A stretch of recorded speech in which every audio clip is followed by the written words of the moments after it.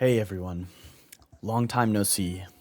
It's been a while since I've uploaded, and I know a lot of you are probably sick of my inconsistent upload schedule, and I don't really have a good explanation as to why I've been so MIA. Because the truth is, there's no one reason, it's more or less the fact that life has not been very kind to me lately. Not even lately, for a while now. And something I really struggle with is talking about how I'm feeling, so I'm just going to take this opportunity to tell you guys a little bit more about myself and what I've been through. My real name is Brennan, I'm 23, and I love making content, or I used to before everything became so overwhelming. I feel really corny even just saying this out loud, so just bear with me, but a little bit before I started uploading these trolling videos on YouTube, my life kind of fell apart. I've struggled with depression and just mental health issues for a long time now, and it was all manageable up until the worst thing that has ever happened to me happened. On October 24th of 2024, I went to go to work and I didn't see my mom sitting in the living room where she usually is early in the morning. And this isn't unusual because similar to me, my mom had severe mental health issues, much more severe than me. Bad enough to the point where she hadn't had a job in over 10 years and lived off of disability. She was extremely bipolar, and it was always a toss-up whether she would be in a good mood or screaming at me over something random as I walk out the door, so naturally I grew avoidant of her. But that morning I realized I hadn't seen her in a day or two, which as I said before wasn't out of the ordinary because she would oftentimes just lock herself in her room for days. But something that morning felt off, so I went up to her bathroom before leaving and decided to leave the toilet seat up, knowing that if I came home and it was still up, she hadn't used the bathroom all day. But as I got to work, I still felt really anxious about it, so I talked to my coworker and she reassured me that I was probably overthinking and that she was fine. But even so, I sent my mom a text asking if she was okay.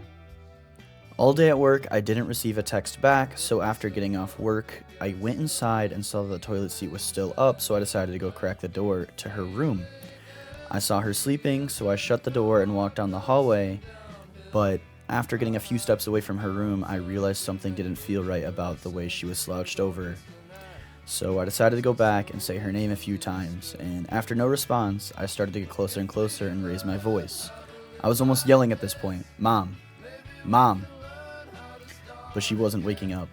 But I wasn't even super worried at this point because she took sleeping pills and all sorts of medications that made her sometimes fall into a deep sleep.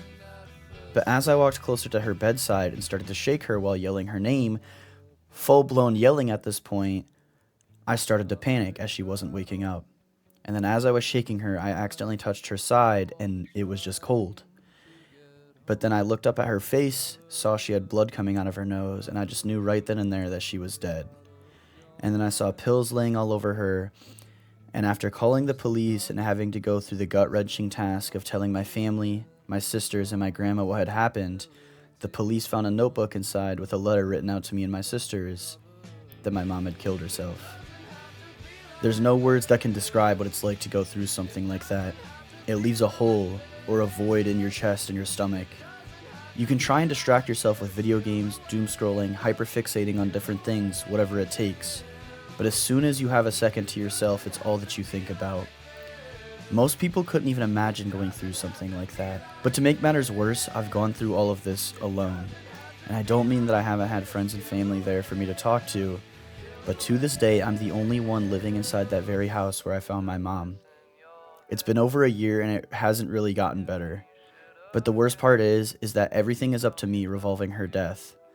Our stepdad, the man who raised us since we were little kids, has essentially ghosted me and my sisters. The last time that I talked to him was the day that I found my mom and told him what had happened. Not a single call nor text from him since then, and I fucking hate him so much for it. Instead of losing one parent that day, I lost both. I mean, I lost him before that, but at least he would occasionally send me a text asking me how I'm doing. But the worst part is that part of me still loves him, because growing up, my mom would just be locked away in her room all day, and he did everything. He took us to school, he cooked, he cleaned, he worked 12-hour shifts in a factory, and he did this all for kids that weren't even his own. So how can I hate him completely? I don't hate him for wanting to get away and start over, but it's just not fair to us. But now I'm just alone every single day, and there's so much shit that comes with something like this happening. So much that if I tried to explain it all in this video, it would be way too long for me to have the effort to actually make, So I'm going to try to make this short enough so that I don't give up halfway through editing, because that's my problem now. I'm so fucking exhausted all the time. I still only work part-time, and I struggle to get through my shifts and get myself out of bed to go to work because I'm just so tired all the time. Even though my job is probably easier than most people's, all of my coworkers have become good friends of mine, and I'm so grateful for them because they've been there for me more than most people in my life and have helped me get through some of the darkest times in my life. But I feel like things were supposed to start getting better by now, but they haven't, and I'm extremely lonely, and I feel corny just saying this out loud and posting this to the internet, but I don't know what to do. I'm really bad at talking about how I feel, and I just feel like anytime I try talking to someone, I just know subconsciously that they don't understand and that it's just ruining the mood talking about it. I feel like most people assume I'm okay and improving because I'm always laughing and energetic, because it's easier that way. I can put on an act and pretend my life isn't how it is, but it's just a mask that I'm wearing at the end of the day. And as soon as I get home, as soon as it's just me and my thoughts, I'm sent back to reality. Things have been especially hard this last week or so because one of my dog's health has been declining, and she got really skinny because she hasn't been able to keep anything down when she eats. So me and my sister took her to the vet a few days ago, and they just immediately said that she was going to have to be put down. So I held her in my arms, wrapped in a blanket while they injected the sedative, and I remember she looked so scared. She buried her head under my arm, and I just couldn't stop crying the entire time. And I remember the feeling of her weight fully dropping into my arms and literally watching her die as I'm holding her in my arms.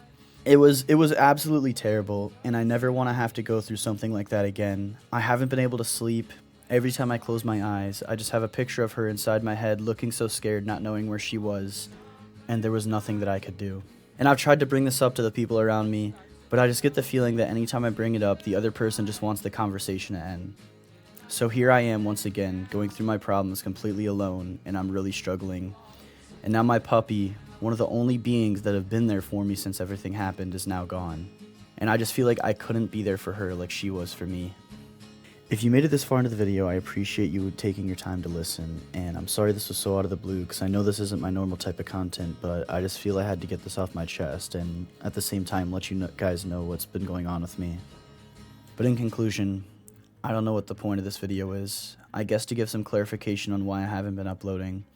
I'm just burnt out, and I feel self-conscious about my content, and I hate Marvel Rivals, and I just don't have the energy in me anymore to put on that character.